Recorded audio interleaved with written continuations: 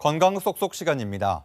해마다 국내에서 150만 명 안팎의 환자가 나올 만큼 흔한 현대인의 질환이 바로 과민대장증후군인데요. 오늘은 과민대장증후군 어떻게 관리하면 좋을지 자세히 알아봅니다. 조금만 긴장하거나 스트레스를 받으면 배가 사르르 아프고 잦은 변비와 설사 등으로 고통받는 분들 있으시죠? 이런 증상은 삶의 질을 크게 떨어뜨리고 이로 인한 스트레스가 증상을 더 심하게 만드는데요. 현대인의 골칫거리, 과민성 대장증후군은 어떤 병일까요? 과민성 대장증후군은 대장에 이상은 없지만 복통이나 설사, 변비 같은 증상이 반복적으로 나타나는 기능성 위장관 질환입니다. 스트레스나 장내 환경, 식습관, 장운동 이상 등 원인이 복합적이고 증상도 환자마다 다르게 나타납니다. 과민성 대장증후군은 특히 사회활동이 활발한 20대에서 40대 사이 연령층에서 흔히 발생하는데요. 만성 스트레스나 수면 부족, 불규칙한 생활 습관 역시 과민성 대장증후군에 직접적인 영향을 미치는 것으로 알려져 있습니다.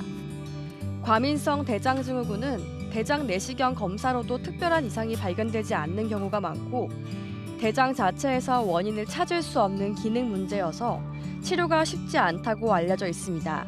치료는 배변 양상과 빈도에 따라 적절한 약물을 사용하게 되는데요.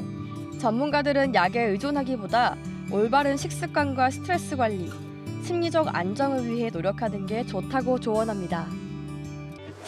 완치보다는 증상 개선에 목표를 두고 치료해야 하는 과민성 대장증후군. 혹시 잘못 알고 있는 오해는 없을까요? 평소 어떤 점을 알고 있으면 좋을까요? 과민성 대장증후군 자세히 알아봅니다.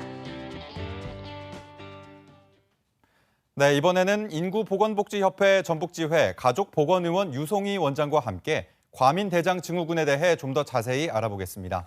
어서 오세요. 안녕하세요. 가족보건의원 내과 유송희라고 합니다. 네, 원장님 대부분 대장질환 증상이 설사와 복통을 동반할 텐데 과민대장증후군과 다른 질환은 어떻게 구분할 수 있습니까? 과민대장증후군은 배제 질환이기 때문에 반드시 대장 내시경 검사를 통해 크론병이나 대장암 같은 질환이 아닌지 여부를 확인하는 것이 중요합니다. 네. 과민대장증후군은 로마 기준에 따라 복통이나 복부 불편감이 최근 6개월 이내에 이상 지속되며 최근 3개월 동안 매주 한 차례 이상씩 복통이나 복부 불편감이 있으면서 배변과 관련된 증상인 배변 후에 복통이나 복부 불편감이 완화되는지 여부, 배변 습관의 변화, 그리고 대변 형태가 변화, 이 세 가지 중에 두 가지 진단 조건을 만족을 해야 저희가 이제 진단을 내릴 수가 있습니다. 네. 앞서 영상에서 전해드렸지만 과민대장증후군 원인은 스트레스나 장내 환경, 식습관 등 복합적 원인이라고 하는데 가장 크게 영향을 미치는 것을 무엇을 꼽을 수 있을까요? 과민대장증후군의 가장 큰 원인은 스트레스, 불안, 우울 같은 심리적인 요인인데요. 장뇌축이라고 해서 장과 뇌는 실제 신경과 호르몬으로 연결이 되어 있고 이 소통이 원활하지가 않으면 장 운동이 불규칙해지고 적은 자극에도 이제 통증을 느끼게 돼서 설사, 변비, 복통 같은 증상을 반복하게 됩니다. 그리고 또한 음식이나 장내의 세균의 불균형, 그리고 여성 생리주기와 연관된 호르몬의 변화 역시 이러한 추가 요인으로 작용할 수 있습니다. 네, 결국 이제 심리적 요인이 가장 큰 원인으로 꼽히는 건데 그렇다면 많은 분, 특히 직장인분들이 과민대장증후군으로 고생하고 계실 텐데 치료는 어떻게 이루어집니까? 과민대장증후군은 삶의 질을 일단 크게 떨어뜨리는 만성 질환이라 증상 조절을 목표로 삼고 규칙적인 식사, 그리고 충분한 수면, 스트레스 관리, 운동 같은 생활 습관 교정을 먼저 해보시는 것을 추천을 드리고요. 그것으로 되지 않은 경우에는 증상에 따라 환자에게 맞는 약물 치료가 필요합니다.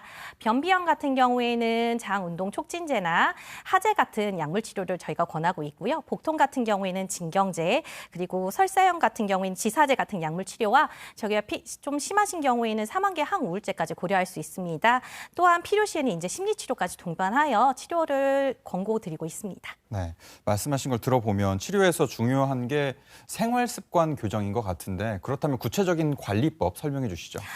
첫 번째는 이제 음식 관리입니다. 골고루 모든 음식을 잘 먹는 게 중요하지만 증상이 심할 경우에는 맵거나 기름진 음식, 녹차나 커피 같은 카페인 든 음료, 그리고 우유, 콩, 사과 같은 발효가 잘 되는 음식은 증상이 심하실 경우에는 일시적으로 피하시는 게 좋습니다. 이렇게 저희가 설명을 드리면 그럼 뭘 먹어야 되냐고 여쭤를 많이 보시는데요. 네. 흰 쌀밥에 두부, 그리고 죽순, 당근, 샐러리를 참기름이나 들기름을 이용해 나물 반찬에서 드시는 걸 추천드리고요. 아이스크림 대신에 샤베트나 바나나 같은 과일 종류를 간식으로 대체해서 드시는 걸 추천드리고 있습니다. 네. 두 번째는 생활습관 관리입니다. 규칙적인 식사와 수면 유지, 그리고 과식과 야식은 피하시는 게 좋고요. 가벼운 운동으로 장 운동을 안정시키는 것이 중요합니다. 세 번째가 스트레스 관리입니다. 스트레스는 증상을 악화시키기 때문에 명상이나 취미활동 같은 것을 통해 이를 조절하는 것이 굉장히 중요하겠습니다. 네, 과민대장 증후군에 대한 과도한 우려나 오해도 많다고요? 어떤 게 있습니까? 첫 번째가 과민대장 증후군이 증상이 있으면 이제 대장암이 발전하는 거 아니냐는 걱정을 제일 많이 하시는데요.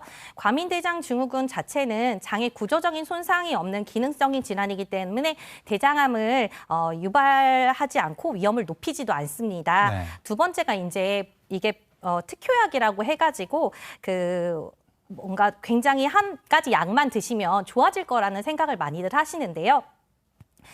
과민대장 증후군은 완치약은 없고 환자마다 증상이 다 다르시기 때문에 식습관이나 생활습관 등을 조절하고 복통, 설사, 변비 같은 증상에 맞는 약물 치료를 하는 방식으로 다스리면서 평생 조절하시는 질환이라고 생각하시는 게 좋겠습니다. 네, 여기까지 듣겠습니다. 고맙습니다. 감사합니다.